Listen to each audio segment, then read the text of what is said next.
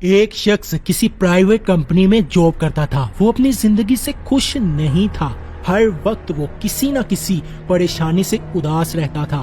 ایک دن اس کے دوست نے اس کی پریشانی دیکھی اور بولا کہ فلاں جگہ ایک بزرگ رہتے ہیں، بہت سے لوگوں کے مسائل میں اس بزرگ نے مدد کی ہے، تم بھی ان کے پاس جاؤ، مجھے امید ہے کہ وہ بزرگ تمہیں تمہارے مسائل کا حل ضرور بتائیں گے۔ تو اس نے کہا ہاں ٹھیک ہے، میں کل ان کے پاس جاؤں گا۔ اگلے دن وہ شخص جاب سے فری ہو کر شام کو اس بزرگ کے پاس پہنچ گیا۔ ان کے پاس جا کر بولا کہ بابا جی، ہر وقت کوئی نہ کوئی پریشانی نے مجھے گھیرا ہوتا ہے، کبھی آفس کی ٹینشن، کبھی گھر میں مسائل پیدا ہو جاتے ہیں، ایک پریشانی ختم ہوتی نہیں دوسری پریشانی جنم لے لیتی ہے۔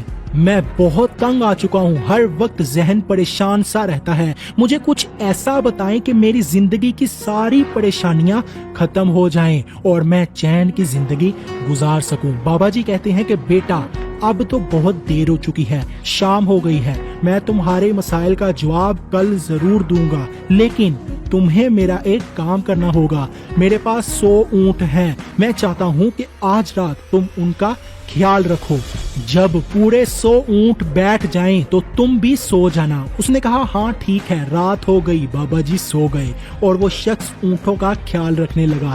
جب صبح ہو گئی تو بابا جی نے پوچھا بیٹا تمہیں کیسی نیند آئی؟ تو وہ بہت دکھی ہوتے ہوئے بولا کہ میں تو ایک پل بھی نہیں سو سکا، میں نے بہت کوشش کی کہ سبھی اونٹوں کو بٹھا لوں اور پھر سکون سے سو جاؤں، لیکن ایسا نہ ہو سکا۔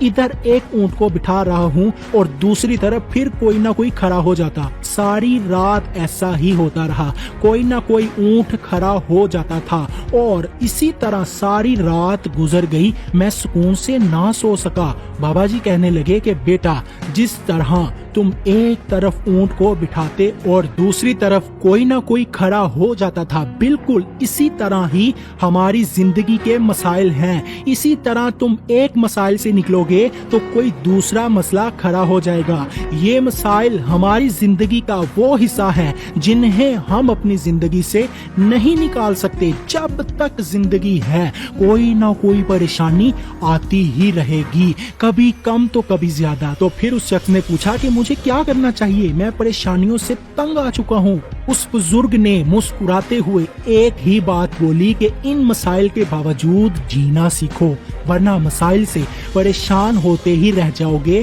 اور یہ زندگی کب ختم ہو جائے گی تمہیں پتہ بھی نہیں چلے گا، بالکل ویسے ہی جیسے کل کی رات ختم ہو گئی۔ تم دوستو اپنے خیالات ٹھیک کر لیں، مسائل کو دیکھنے کا نظریہ ٹھیک کر لیں، حالات کبھی خراب نہیں ہوں گے۔